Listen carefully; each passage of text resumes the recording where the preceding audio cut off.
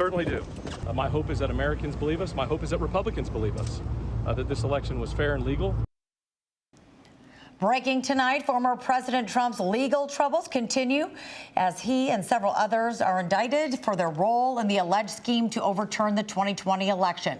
That indictment coming down in the last 2 hours. It is the fourth time Trump's been indicted, the first having to do with allegations that he tried to subvert the vote.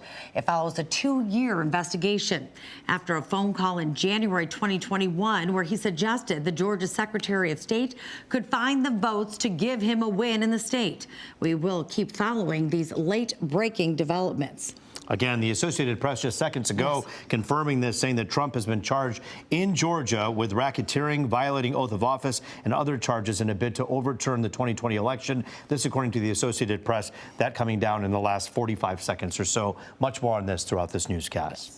Well, a woman had her car towed to a Roseville auto repair business last year, hoping to get it fixed. She still doesn't have her car, and today the police raided another business owned by the same people.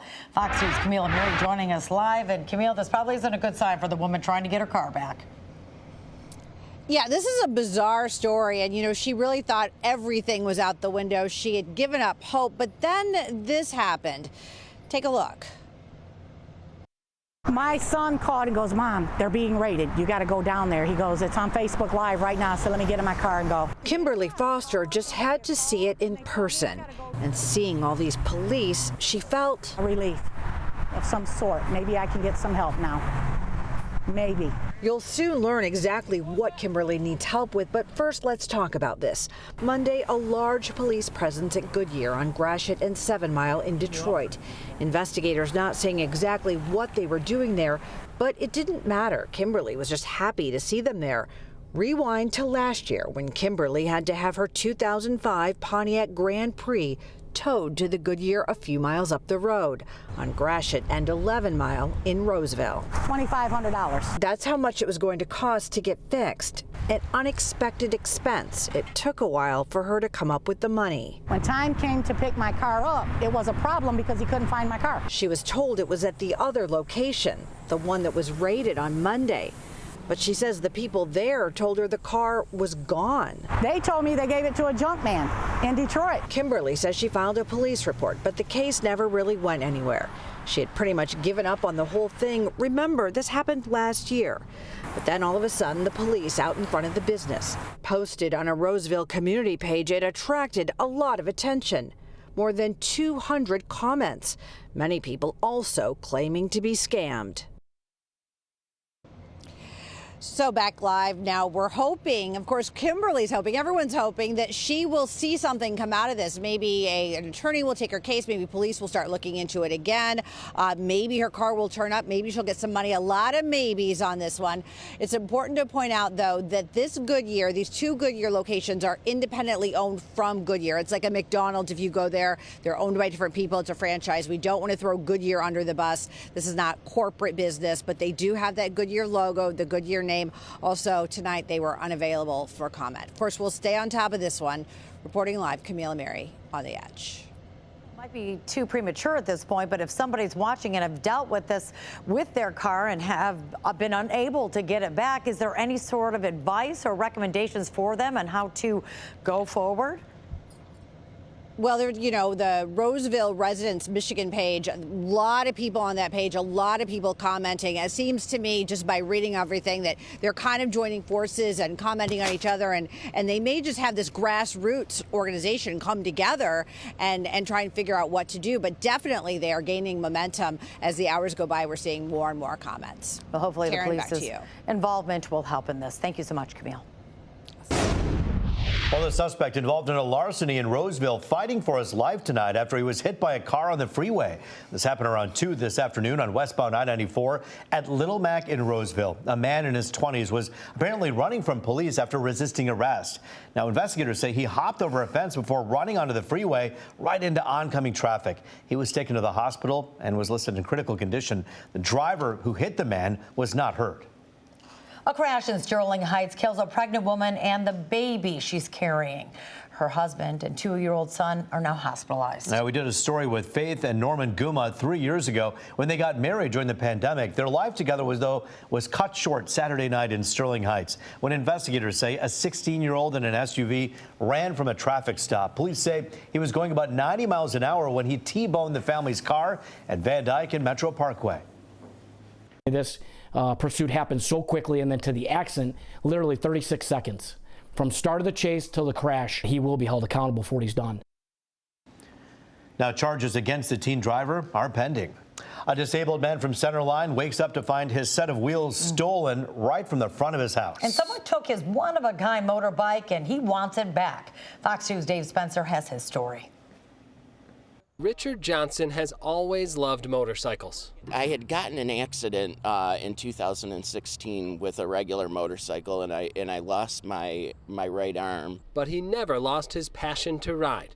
So this past year, he poured his sweat and soul into customizing a new bike. Red chrome accents on it, stickers, the foot pegs, the handlebar grips. I had put in a new carburetor in it, and I was just slowly building up to next year when I can get back into my prosthetic. Not only was this bike functional, it was eye-catching too. Whenever I'm out, like, I always get compliments on it. Like, people think it's cool and they're all waving and everything. With that in mind, he took precautions, safeguards to deter would-be thieves. I had the disc brake lock alarm on it. The handlebar was all locked up. Around 2:30 in the morning, Richard was getting ready for bed, but before going to bed, he looked out that window. His bike was parked right here in this handicap spot. When he woke up the next morning, however, the bike was gone. Made it about 10 steps down the walkway, and I was like, where's my bike? The 800-plus pound bike likely lifted from the spot right outside their home on Lorraine Road in Centerline. It had to have been 3 or 4 people probably that had to lift it up and put it on a trailer or something. Now he's hoping the bike will continue to stand out so someone will notice it and then call police. Dave Spencer, On the Edge. Well, flood watch has been in effect, and now we're experiencing some rain, and it's coming down hard in some areas. Just as Fox 2 meteorologist Rich Luderman had predicted, and Rich is here. The rain is here. What's going on now, man? We're going to see more chances for some heavy rainfall overnight into Tuesday morning. You can see low pressure is spinning out close to Chicago. The heaviest rain so far this evening has been closer to Lake Michigan. Let's zoom in with Sky Tracker. Some pockets of heavy rain around Fowlerville, also around Jackson. If you look up in St. Clair County around Marysville and Port Huron, some heavy rainfall, but it's going to come and go for the rest of tonight and for tomorrow. It's not going to be an all-day soaker, but keep the umbrellas handy on Tuesday. It is dry at the Mackinac Bridge right now, cool and dry up there, 58 degrees at the bridge. Take a look at the flood watch in effect until tomorrow afternoon. 1 to 2 inches of total rainfall. Some of us have already picked up an inch of rain this evening at Metro Airport, close to 3/4 of an inch so far, with more to come. 77, 64. Look at the records, 99 and 48. Now, if you're interested in some heat, it looks like next week is going to be quite a bit warmer than what we have going on this week. You'll see a bit of that in the 7-day forecast. Right now, most of us are in the mid-range of the 60s. Kind of soupy out there with that easterly flow, gusty at times, and that'll be the case for tomorrow as well. 59 Cadillac, 55 up there in Marquette. That's rather chilly for the middle part of August. 75 in Cincy. Watch what happens to our latest low-pressure area. Tomorrow morning, it's going to be on the move, and then by tomorrow late in the day, it is out of here. Wednesday is setting up to be a beauty of a day before more storm chances on Thursday. Let's check the rain totals over the next 12 hours. The bullseye is going to be up across Genesee and Shiawassee counties. That's where your best chance for up to 2 inches of rainfall. For the rest of tonight, flood watches continue. Showers will come and go. Could even be some rumbles out there from time to time, and some of the rain could be heavy. Morning showers likely on Thursday, and then take a look at that 7-day forecast. Wednesday looking good. Spotty storms Thursday. And how about dream cruising? For Friday, Saturday, and Sunday, Dream Cruise weather is going to be just terrific with lots of sunshine. Remember, always get the latest forecast. Check it out, the Fox 2 Weather app. Download it for free in the App Store or in Google Play. Root Taryn, we'll see you at 4 a.m. Thanks, Rich. Well, major changes at a Detroit radio station. The owner of 910 AM Superstation giving the boot to its personalities, replacing talk with sports. Station owner Kevin Adele announcing the decision to staffers in an email on Friday. The change, not a surprise to former city councilwoman and radio personality Monica Conyers. Conyers believes this station's programming will be missed by the loyal people who tuned in. There will be a void. I do know that there is going to be a void because I do listen too. The new sports format has already hit the air. Oh, he is ejected! It's crash him! Dramatic moments at Sunday's Thunder over Michigan Air Show. A Russian fighter jet burst into flames, crashing near the Waverly Apartments in Belleville. Both taken to the hospital as a precaution, those pilots. Amazingly, no one on the ground was hurt. Well, the investigation into how this happened is just now getting started. And federal investigators are now on the scene combing through the wreckage.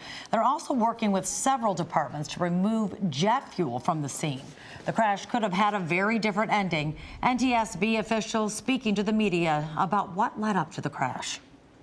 The information I have from the FAA is that the pilots, like I said, they declared an emergency. They had some engine loss of power issues and were not able to correct that and elected to eject from the airplane.